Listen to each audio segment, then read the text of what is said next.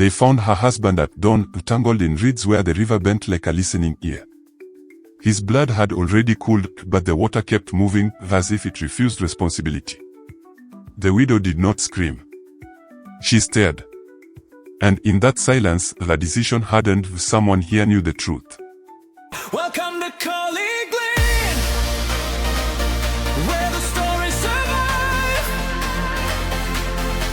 Folktales, ancient worlds, keeping history alive. From the past to the now, hear the echoes ring. Every story has power. The village gathered, whispering different versions of the same lie. A robbery, an accident, spirits. She listened carefully, memorizing faces instead of stories. Her husband had been strong, cautious, loved by many. Too many. As the elders spoke of burial rites, she noticed who avoided her eyes and who watched her too closely. Grief arrived at night, but rage arrived every morning.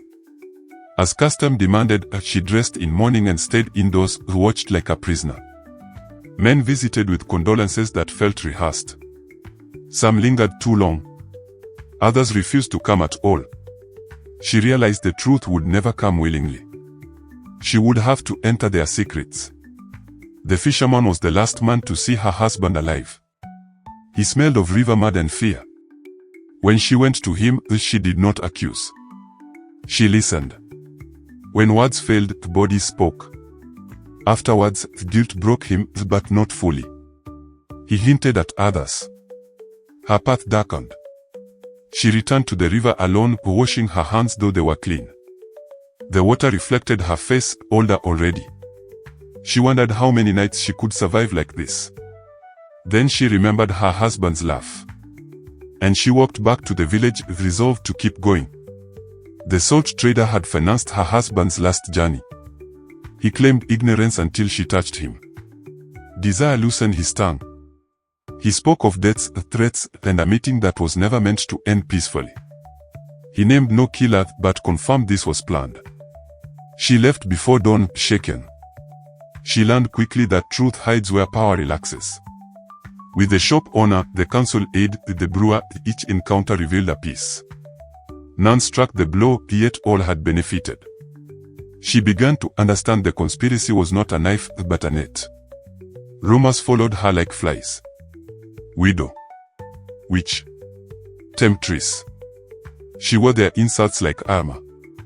If they thought she was ruined, they underestimated her. Each insult pushed her deeper, closer.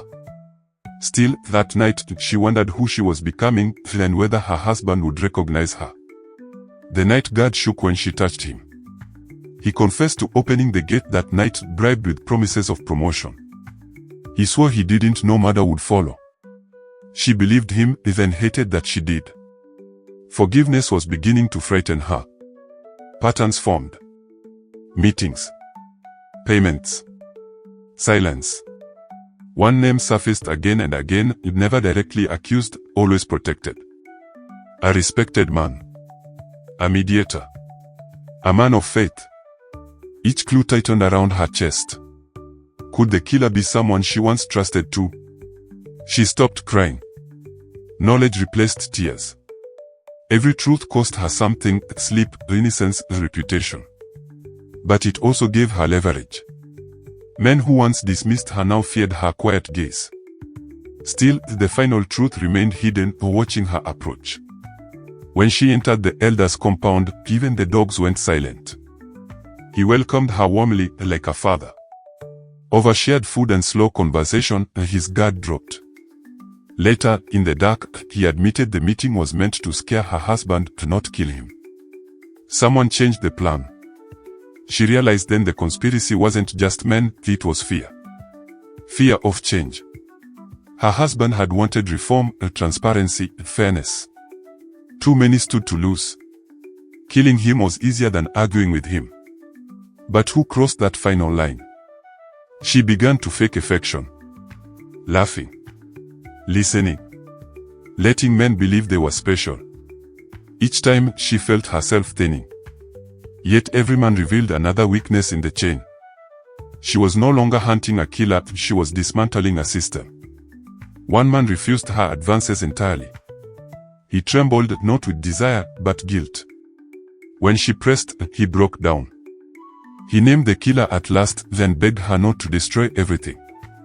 The name landed softly. Too softly. It was her husband's closest friend. The man had eaten at her table, laughed with her husband, held their future plans.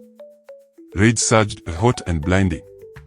She planned revenge in vivid detail, public exposure, blood, exile. But when she confronted him, she hesitated. He was already broken. He confessed everything. He struck the blow in anger, panicked, then watched the conspiracy swallow the truth. He wept like a child. He said her husband's death haunted him every night. And he begged for death. She raised a blade, then lowered it. Killing him would end the pain, but not the rot. Forgiving him would keep the truth alive.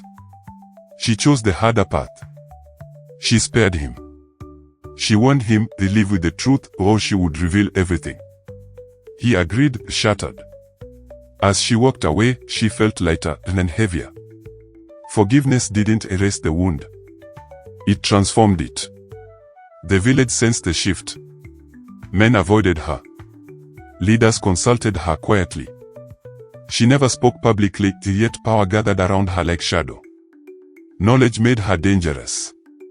She used her influence to protect other widows, expose corruption quietly, and redirect resources. People whispered her name with fear and respect. They never knew how close she had come to burning everything down. Her husband's killer aged quickly, consumed by guilt. Every act of good reminded him of what he destroyed. His punishment was not death, but memory. Years later, she returned to the river. The water flowed the same.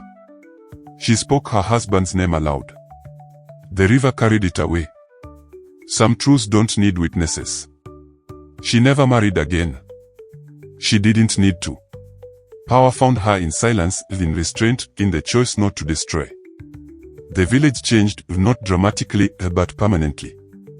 She understood now, justice doesn't always look like punishment. Sometimes it looks like restraint. Sometimes it looks like living with unbearable knowledge and choosing not to weaponize it. It began with a widow seeking help reclaiming stolen land. The elders hesitated, then looked to her. She spoke calmly, decisively, and the matter was resolved by sunset.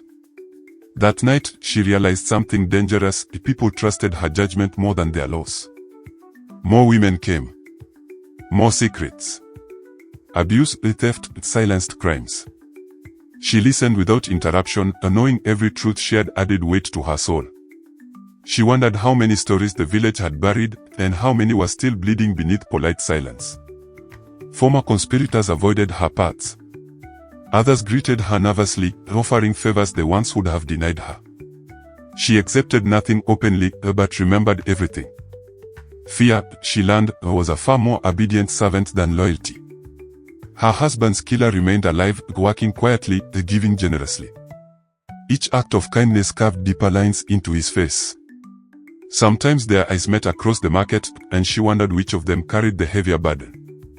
She refused formal authority. No seat on councils. No ceremonial staff. That refusal unsettled leaders more than ambition ever could. Influence flowed to her naturally, like water finding the lowest ground, and no one could dam it. When a merchant tried to exploit grieving families, she paid him a visit. She spoke gently, naming details only guilt could recognize. He changed his practices overnight. The village whispered, the widow doesn't shout, she remembers. At night, memories returned uninvited. Bodies. Confessions. The blade she never used. Silence protected the village, but it haunted her sleep. She began to wonder whether peace built on hidden truth could last, or rot from within. A young woman asked her directly how to survive in a world ruled by men. The widow hesitated, then answered honestly, learn everything. Reveal nothing too soon. The girl nodded, and walked away changed. A stranger arrived asking questions about the old murder.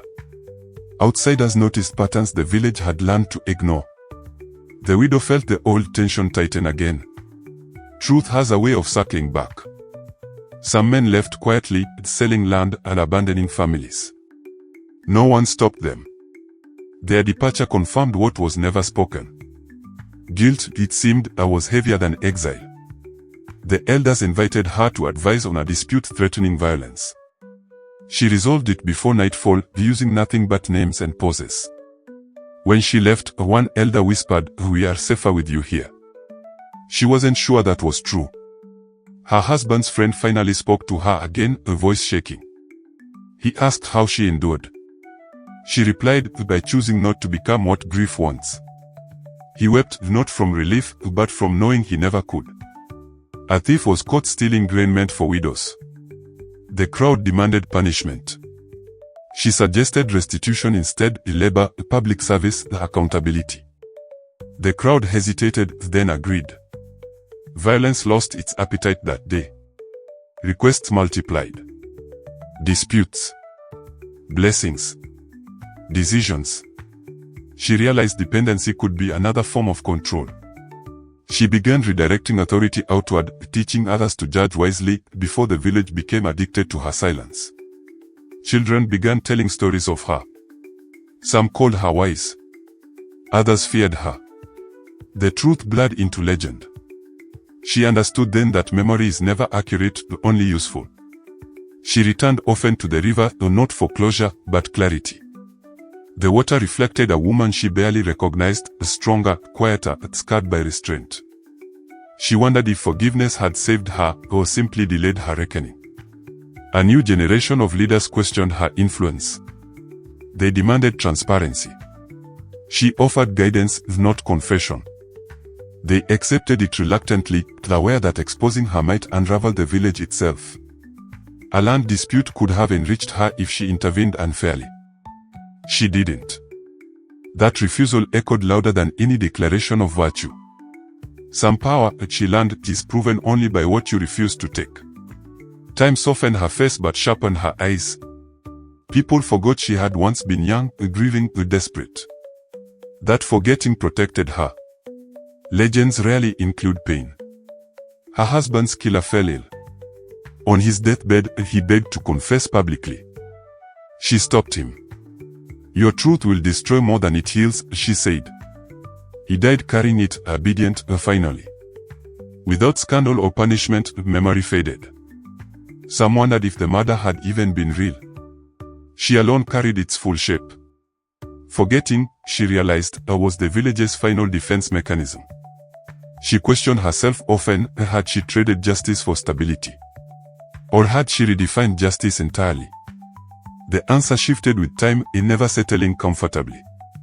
She knew one sentence could burn reputations, topple families, rewrite history. That knowledge followed her everywhere, heavy and alive. She chose every day not to speak. Unwritten rules formed around her example: listen first, punish last, remember always. The village changed subtly, shaped by restraint rather than fear. An elderly woman thanked her for saving her sons from revenge years earlier.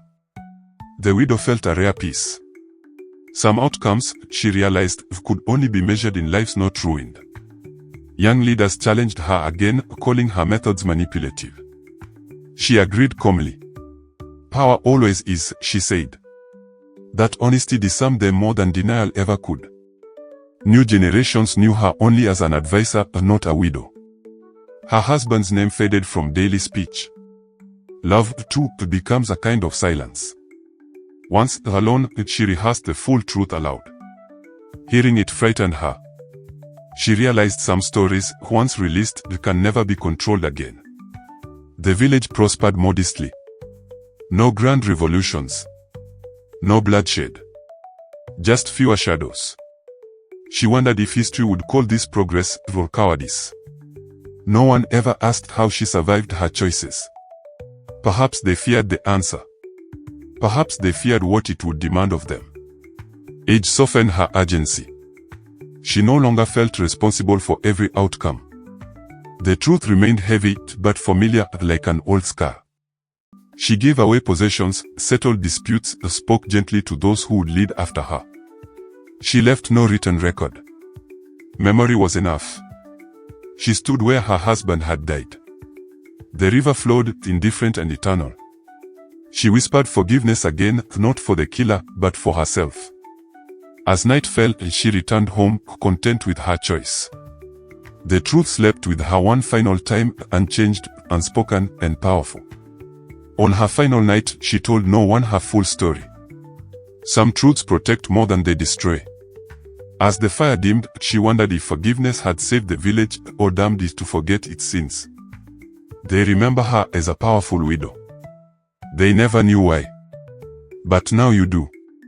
So tell us, was she right to forgive the killer? Is justice about punishment or control? And if you knew the truth that could destroy everything, would you speak? Comment below. Debate. Share. The river is still listening. This is KollyGlyn, where the voices remain from forgotten. The past is talking.